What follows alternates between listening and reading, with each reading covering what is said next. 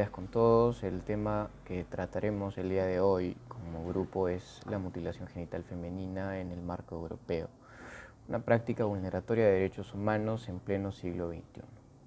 Nuestro trabajo se encuentra centrado específicamente en un caso que se ha resuelto por el Tribunal Europeo contra Holanda, ¿no? Estas prácticas subsisten en diversos países, especialmente en África, a pesar de que los estados conocen que la mutilación genital femenina, más conocida como ablación de clítoris, es un conjunto de acciones lesivas que comprenden todos los procedimientos referidos a la resección parcial o total de genitales externos femeninos, así como otras lesiones. El problema que identifica el grupo es que, pese a que se han suscrito y ratificado distintos tratados internacionales sobre esta materia, existen regímenes en los estados que mantienen esta postura de prevalencia cultural, ¿no? Son más de 200 millones de mujeres y niñas vivas, 30 países alrededor del mundo, quienes han sido víctimas y objetos, ¿no?, de las mutilaciones genitales femeninas. Particularmente se analizará la situación de la mutilación genital femenina en Europa. Tenemos que tener en cuenta un término: el multiculturalismo. El multiculturalismo debemos entenderlo como una manifestación de diversidad y pluralismo cultural. Si bien este multiculturalismo puede considerarse como un elemento de vital importancia en el desarrollo y la identidad de cada pueblo, trae consigo manifestaciones culturales que nutren y diversifican, es de suma importancia, es de vital importancia que evaluemos, ¿no?, si estos procedimientos referidos, claro, a los procedimientos de mutilación genital femenina, cumplen también esta función enriquecedora y de diversificación, y si son perjudiciales para las mujeres en determinadas comunidades. El objetivo de nuestro trabajo es analizar, desarrollar conceptos, causas y consecuencias, así como todos los cuerpos normativos encargados de proteger los derechos de las mujeres que son víctimas o potenciales víctimas de estos actos lesivos. Habiendo analizado ya los aspectos generales y el objeto de la ablación, debemos situarnos en un contexto histórico para poder entender esta figura y el por qué se sigue practicando y es aceptada religiosa y culturalmente. Ahora, tenemos que saber de que esta práctica se realiza principalmente en lo que es África, Medio Oriente y Asia. Pero nace en África, específicamente en Egipto, hace aproximadamente 4000 años antes de Cristo. Ahora, esta se viene realizando, o bueno, se realizaba en ese entonces, su origen era principalmente el que las mujeres debían de poder garantizar la fidelidad y también su virginidad a su futuro esposo, por lo cual las mujeres que no se realizaban la ablación eran consideradas como sucias o impuras, por lo cual muchas de ellas no podían casarse ni tener hijos. Ahora, esta práctica es socialmente aceptada y va a depender del lugar en el que nos encontremos. En las diferentes tribus o pueblos en los que se sigue practicando hoy en día, bueno, el objeto o bueno, las causas por las cuales esta se sigue llevando a cabo va a depender de los diferentes lugares. Pero esta es principalmente tiene su origen principalmente cultural, ya que se viene arraigando cada vez más a este tipo de poblaciones, en los cuales los roles de género son muy marcados y muchas veces lo podemos considerar obsoletos, pero para ellos se garantizan hasta hoy en día. Ahora, para poder entender más lo que es la ablación, tenemos que considerar los diferentes tipos de la misma, ya que va a depender también del lugar en el cual nos encontremos, los diferentes tipos de ablación que se puede practicar. Por ejemplo, tenemos el tipo 1, que se caracteriza por la resección total o parcial del clítoris. El tipo 2, el que se va también dar la resección total o parcial del clítoris, además de los labios menores, y también puede ser con resección de los labios mayores. El tipo 4, que es el estrechamiento de la abertura vaginal, el cual también se va a dar con la resección del clítoris.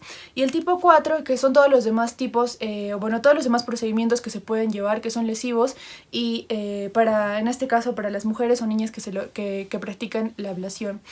Ahora es necesario expresar de que estos procedimientos en realidad no tienen ningún beneficio en el tema de la salud, tanto para las niñas o para las mujeres que lo practican, ya que normalmente esta causa una serie de perjuicios más adelante en su vida, como por ejemplo muchas veces cuando las mujeres quedan embarazadas mueren dando a luz a los niños, o cuando se practican la ablación cuando son muy pequeñas, también pueden causar hemorragias o infecciones. Ahora, las causas por las que aún esta práctica se sigue realizando en realidad, como ya dije, van a variar mucho, pero es, como ya aclaramos, una práctica sobre todo cultural y que está llena de costumbres, o bueno, es la costumbre de estos lugares en los que se va o se viene practicando hasta hoy en día. Lo que pasa es de que actualmente, como vemos, hay muchos tipos de campañas u organizaciones las cuales tienen cero tolerancia a lo que es la ablación y quieren eliminarla de manera completa. Sin embargo, esto muchas veces, más que un tipo de ayuda, está causando una suerte de secretismo. A esto me refiero a que en realidad muchos ocultan que están a favor de esta práctica, lo cual causa una serie de problemas, porque lo hacen de manera clandestina, pueden hacerlo con equipos mucho más rudimentarios, o lo hacen cuando las niñas son mucho más pequeñas, lo cual puede causar muchos más problemas a la larga. Además de que los problemas que acarrean lo que es la ablación, las causas de esta no son solamente un tema cultural, ya que las poblaciones en las cuales se realiza muchas veces tienen una extrema pobreza, por lo cual esto causa también que los padres quieran que sus hijas se casen de manera temprana para poder evitar una mayor carga familiar, por lo cual es mejor hacerles la ablación de cuando son pequeñas, ya que esto garantizará que puedan casarse a futuro. Ahora le daré el pase a mi compañero Alexander, el cual les hablará acerca de una sentencia, la cual menciona mucho más o toca mucho más a fondo el tema de la ablación. Gracias.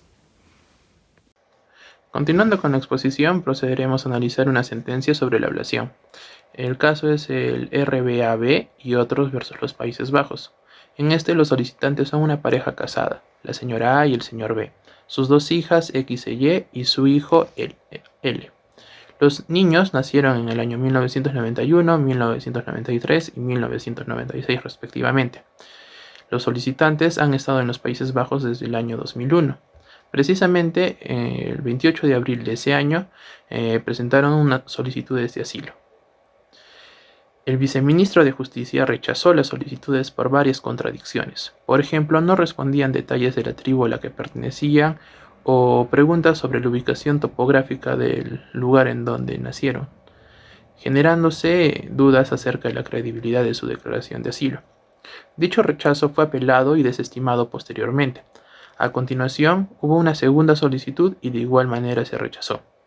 El 14 de junio del año 2005 se presentó una tercera solicitud, basándose en la afirmación de que si fueran enviados de regreso a Sudán, su país de origen, sus hijas X y Y serían sometidas a mutilación genital femenina, una MGF, y se vulneraría el artículo 3 de la Convención por la Presión Tribal y Social.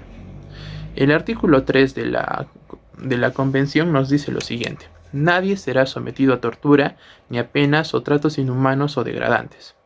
Sin embargo, dicha solicitud fue negada porque dicho argumento no fue presentado en las solicitudes anteriores, dudando de su sinceridad, y la señora A pertenecía al grupo de mujeres altamente educadas, y con ello no podrían obligarla a que sus hijas se realicen la MGF. Entonces esto fue apelado y de todas maneras fue rechazado. Del mismo modo, hubieron otros intentos para que se les conceda el asilo. Sin embargo, la hija mayor de A y B, ya la señora X, dio a luz a una hija el 11 de junio del año 2011 y un hijo el 15 de marzo del 2013. El 1 de septiembre del 2015, la señora X recibió un permiso de residencia en los Países Bajos a fin de mantenerse con su pareja. Cuando el caso llega al tribunal, este decide eliminar de la ecuación a la señora X, puesto que la misma se desistió de su solicitud debido a que se le otorgó la residencia.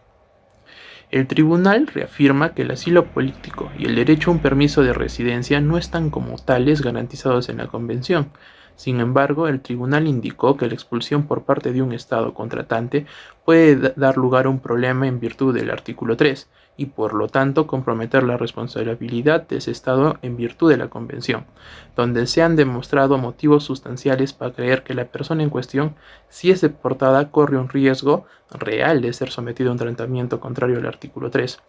En tales circunstancias, dicho artículo implica la obligación de no deportar a la persona en cuestión a ese país. El artículo 3 se aplica principalmente para evitar una deportación o expulsión en los casos en el que el riesgo de malos tratos en el país receptor emane de actos intencionalmente infligidos por las autoridades públicas de allí o de organismos no estatales cuando las autoridades no pueden proporcionarles al solicitante la protección adecuada. El tribunal indica que estas actitudes parecen estar cambiando dada que la prevalencia de la MGF en Sudán está disminuyendo gradualmente. La cuestión es evaluar si el cuarto solicitante enfrentaría un riesgo real de ser sometido a una mutilación genital femenina a su regreso a Sudán. El tribunal refiere que no existe un riesgo real de que una niña, mujer, sea sometida a una mutilación genital femenina por instigación de personas que no son miembros de la familia. En el caso de una mujer soltera, el riesgo de que se practique la MGF dependerá de la actitud de la familia, especialmente de sus padres, pero también de su familia extendida. Y si los padres de una mujer se oponen a la MGF, normalmente estarían en una posición para asegurarse que no se case con un hombre o cuya familia esté a favor de estas prácticas, independientemente de la actitud de otros familiares de la mujer en cuestión. Por lo tanto, el tribunal concluye que la cuestión de si una niña o mujer joven será circuncidada en Sudán es principalmente una decisión de los padres, y considera que cuando los padres se oponen a la mutilación genital femenina, pueden evitar que sus hijas sean sometidas a esta práctica, sin sus deseos. En este contexto, el tribunal observa que la cuarta demandante, es decir, Y, es una mujer adulta, sana, cuyos padres y hermanos están en contra de esta mutilación femenina. El tribunal observa además que aparte del tercer solicitante X, ninguno de los solicitantes ha sido admitido en los Países Bajos, y es probable que sean trasladados juntos como familia. Entonces, por esto es que el tribunal no considera que se haya demostrado que el cuarto solicitante esté expuesto a un riesgo real de ser sometido a mutilación genital femenina, y por lo tanto a un tratamiento contrario al artículo 3 al momento de regresar a Sudán. En consecuencia, su expulsión no daría lugar a una violación del artículo 3 de la Convención. Entonces podemos ver que los tribunales con respecto al tratamiento que se hace a las MGF es básicamente de carácter protector. Y si reconocen que la mutilación genital atenta contra el artículo de la Convención de los Derechos Fundamentales, encontraríamos un problema porque esto va a depender de la situación legal del país para ver si se les da o no se les da el asilo. A manera de conclusión, podemos ver que los tribunales deben de ir más allá de su carácter protector y deben de asumir una posición más activa en la lucha contra la desaparición de este tipo de prácticas, considerando que la herramienta clave para poder lograrlo es una educación en derechos humanos en los países en donde se siga practicando la misma. Del mismo modo, como grupo consideramos que con respecto al tema de los asilos, las autoridades en cada país deben de asumir una posición de flexibilización con respecto a estos temas, puesto que el riesgo de que las mujeres sean sometidas a una ablación es latente, a pesar de los avances que se han conseguido, y por más mínimo que sea el riesgo debería de ser considerado para que se les otorgue el asilo. Por estas razones, creemos que la aplicación de la teoría de los actos objetivos debería de utilizarse al momento de tomarse decisiones sobre estos temas tan delicados, lo cual consiste que a través de actos objetivos puedas llegar a una conclusión subjetiva. Decía Martin Luther King que siempre es un buen momento para hacer lo correcto. Anteriormente ya hemos analizado esta práctica ancestral en sus antecedentes históricos y las razones por las cuales todavía se sigue practicando en muchos lugares del mundo, y también una sentencia expedida por el Tribunal Europeo sobre la materia.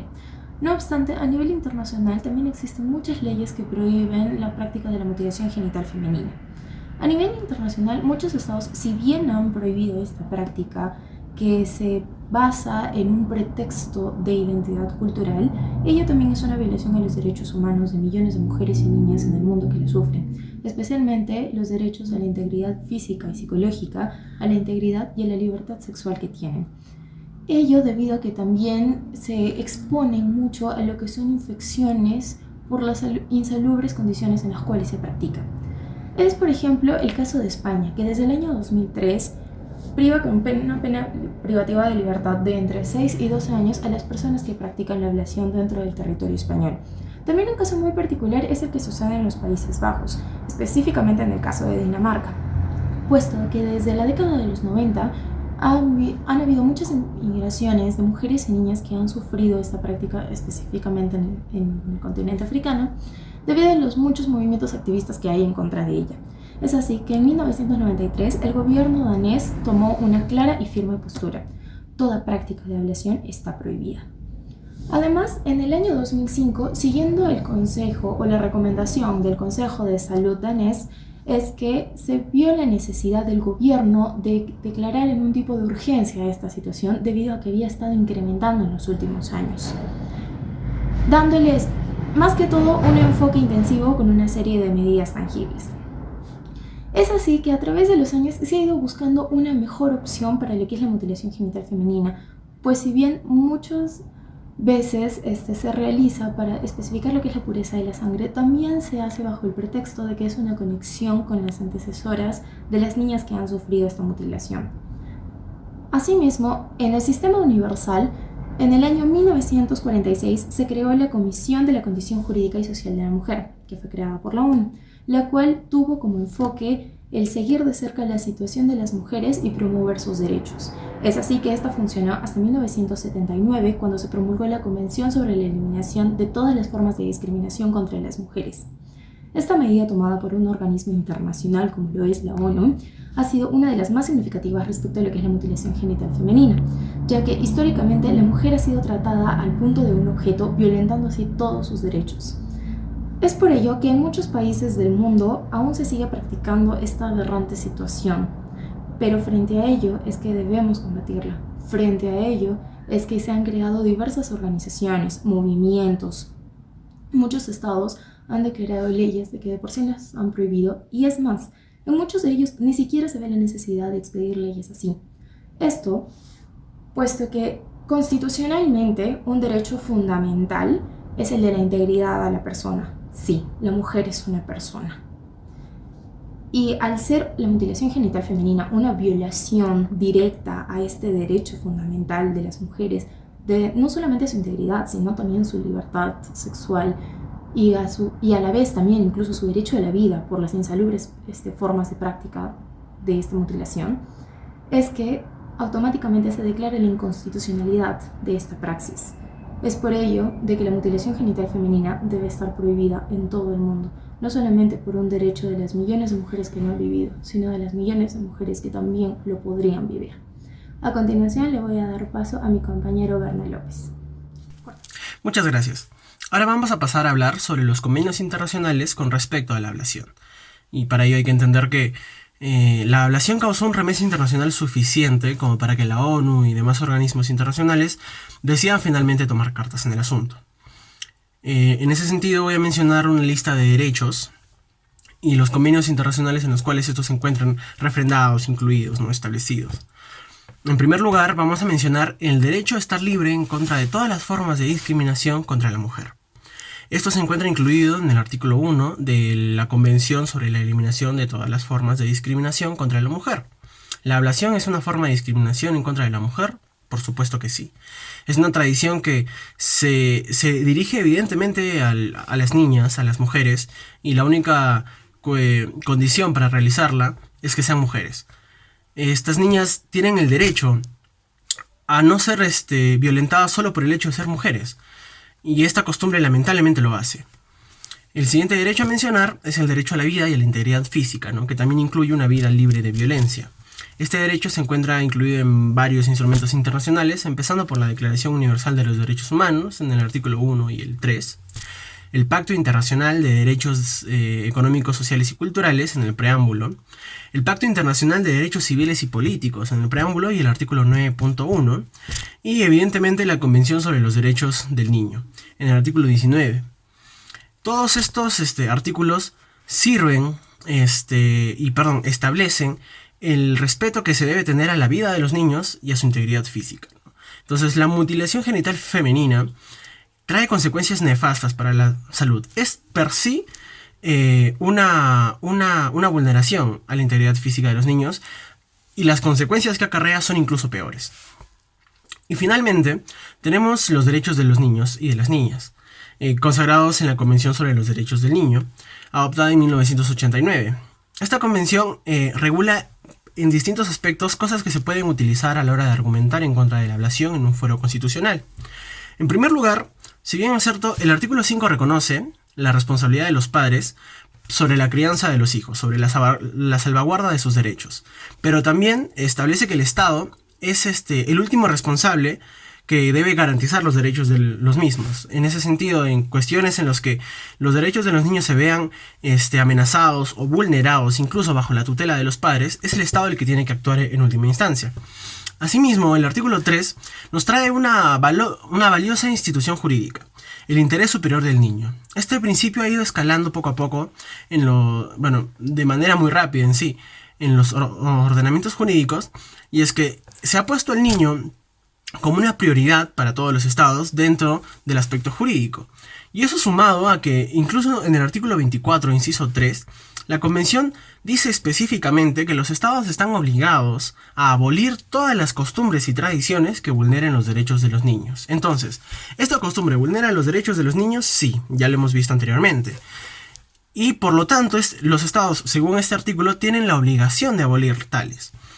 Entonces, a la hora de argumentar esto en un fuero constitucional, tenemos que los derechos de los niños están siendo vulnerados. El Estado tiene una obligación de abolir las costumbres que vulneren los derechos de los niños. Y en caso que se quiera hacer una ponderación de derechos, por así decirlo, yo tengo derecho a mi religión y a mis costumbres y a vivir como tal, contra los derechos del niño, por el interés superior del niño, los derechos del niño deben ganar. Es así como la comunidad internacional ha esgrimido estos derechos y estos instrumentos internacionales para efectos de que los estados puedan finalmente afrontar con estas herramientas suficientes para poder finalmente acabar con la ablación. Continuando con nuestra exposición, hablaremos sobre el punto de vista y aporte de la Organización de las Naciones Unidas. El secretario general de la ONU, en un comunicado oficial, se refirió a la mutilación genital femenina como una violación abominable de los derechos humanos que afecta a niños y a mujeres. Esta práctica supone una negación de su dignidad, pone en peligro su vida, causa dolor y sufrimiento innecesario e incluso puede ocasionar la muerte. La labor de las Naciones Unidas frente a esta problemática es realizar acciones concretas para eliminar y acabar con el dolor de decenas de millones de niñas que sufren. Considera además que no es suficiente la reducción de la mutilación genital femenina, sino que esta práctica debe ser erradicada totalmente. Es por esto que la labor de las Naciones Unidas aparece o empieza en el año de 1958, donde introdujo por primera vez en su plan de trabajo a la mutilación genital femenina. En el año 1999, cuando la Comisión de Asuntos Sociales, Humanitarios y Culturales de las Naciones Unidas aprobó la resolución que insta a Estados partes a aplicar leyes y políticas nacionales que prohíban las prácticas tradicionales, ya que estas vulneran la salud e integridad de las niñas y mujeres. Acá estuvo incluido el tema de la mutilación genital femenina. En el año 2012, la Asamblea General de las Naciones Unidas publicó una resolución denominada la Resolución de la Niña, en el que ponía de manifiesto su preocupación por esta práctica perjudicial, ya que es irreparable e irreversible. Publicó además una resolución en la que instaba a la intensificación de los esfuerzos mundiales para la eliminación de esta práctica. Además, la Asamblea General designó el 6 de febrero como el Día Internacional de Tolerancia Cero para la Mutilación Genital Femenina. Desde el año de 2018, la UNICEF y UNFPA dirigen conjuntamente el mayor programa mundial destinado a acelerar la eliminación de la práctica de la mutilación genital femenina. Dentro de los mayores logros que tienen este programa conjunto, tenemos en primer lugar que 2.3 millones de niñas y mujeres se han beneficiado de la protección contra la MGF y recibieron atención especializada. En segundo lugar, 25 millones de personas de más de 18.000 comunidades en 5 países con una elevada prevalencia o una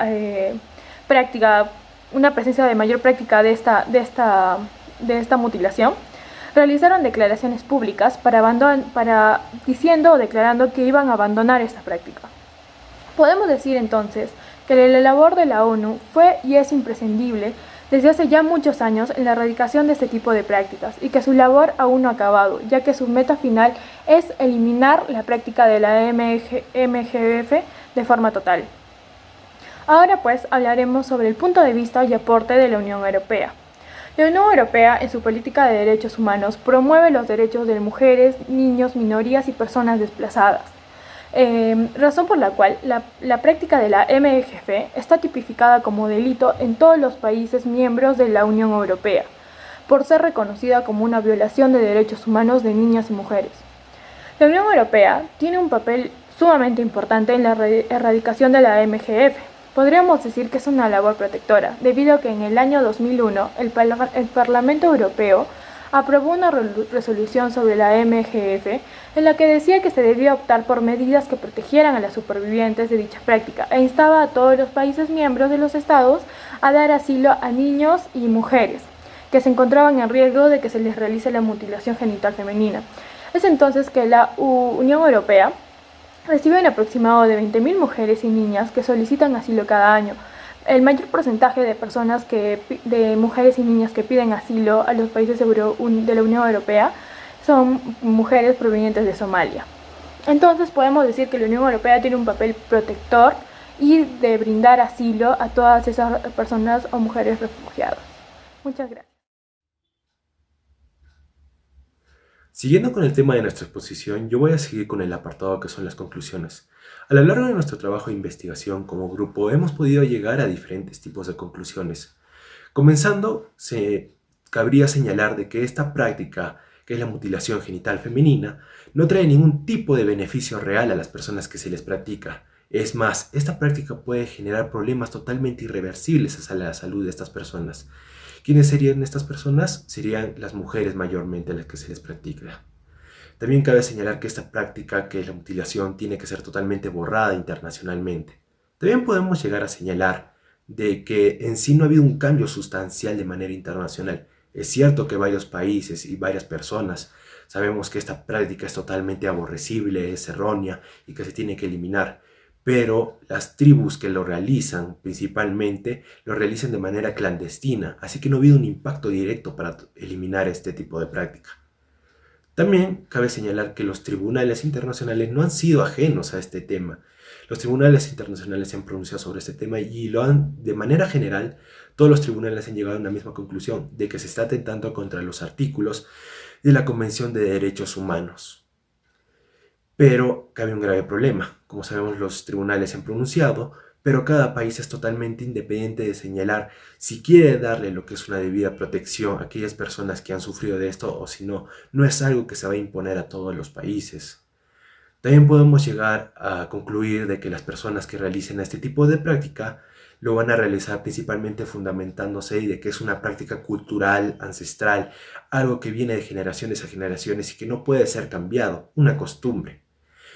Pero esta costumbre tiene tendencia a dañar, y es cierto, va a dañar a lo que es la salud de la mujer.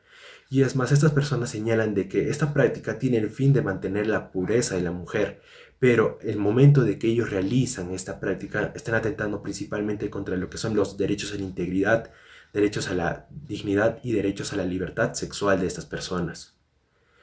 También podemos señalar que esta práctica va directamente, o en la mayoría de sus casos por así decirlo, va a realizarse a lo que son los menores de edad. Aquí simplemente vemos que se está vulnerando lo que son los derechos fundamentales de un menor de edad y aquel derecho principal que tienen, que es el interés superior del niño.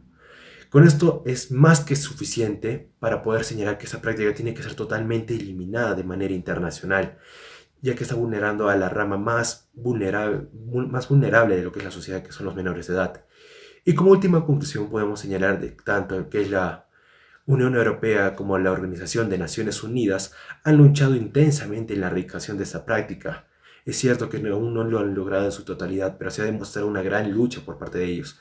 De dos maneras. Una manera de que simplemente generando una protección a aquellas personas que ya se han visto vulneradas o que ya se les ha realizado este tipo de praxis. Y otra manera que simplemente fomentando la erradicación de este tema de manera internacional. A continuación yo doy pase a la siguiente exposición. Ya para terminar con la exposición, Como grupo hemos llegado a los siguientes aportes. Primeramente, en la búsqueda de la aplicación adecuada de mecanismos legales de derechos humanos, los cuales deben de extenderse a todas las personas del mundo de una manera imperativa. Y es que esto se debe de darse de una manera urgente, ya que se debe de garantizar todos los derechos de todos los ciudadanos, y en este caso en particular de las mujeres a las cuales se les ve amenazadas por estas prácticas.